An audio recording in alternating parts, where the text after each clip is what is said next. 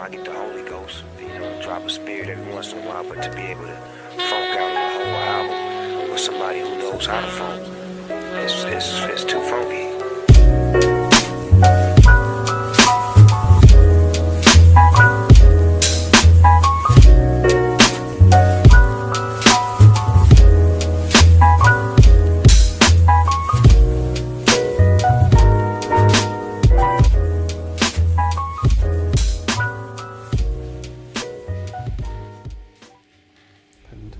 I can remember a defining moment of seeing an artist on television painting, and I must have been about 6 or 7, something like that.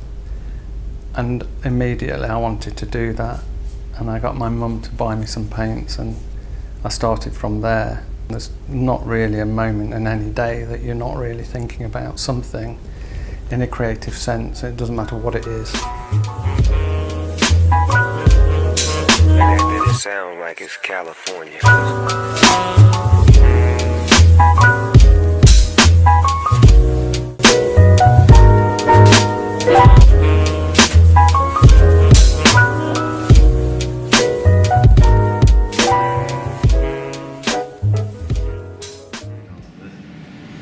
I think everybody's born with creative potential, and everyone, when you're young, you find the opportunities to be creative and do interesting creative things, and people encourage you to do that.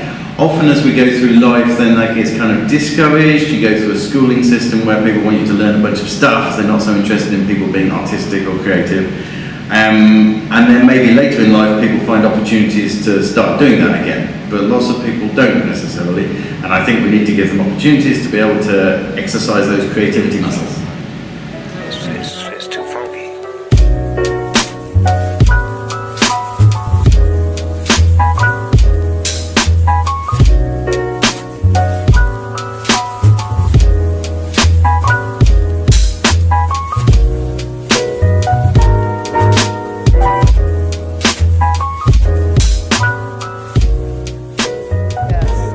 I'm always surprised if people have an interest. It's not something I'm expecting, but I'm always pleased when it happens. Because I was drawing, I got my children drawing from a young age. They had no difficulty with it. The difficulty comes when they get to about 12, perhaps a bit earlier, and then they compare it to other people. I think it's very natural in all people to be able to draw and be creative, until they start comparing themselves, and then they get tangled up with their lack of what they see as perhaps something more superior to what they're doing, which is not the case, but we very get self-critical at a period at a time of our lives, I think, when you can overcome that struggle and keep going, then that's good.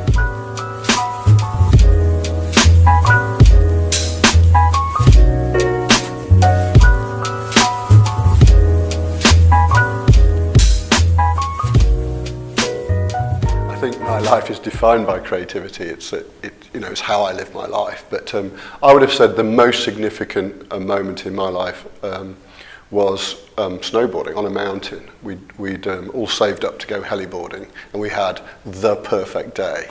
The powder was up to here.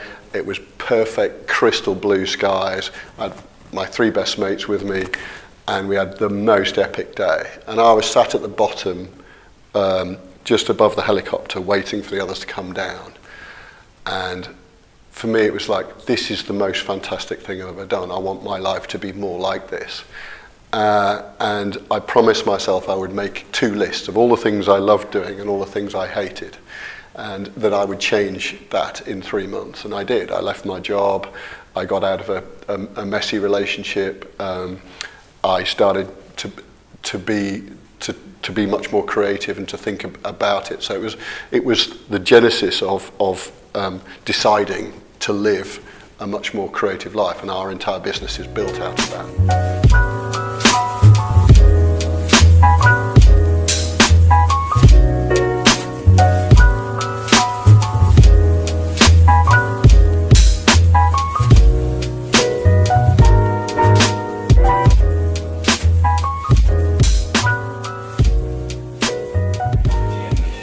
really think that everyone's creative. Like, a lot of people will go, they'll see a picture and then the first thing they'll say is like, oh, I can't even draw a stick man.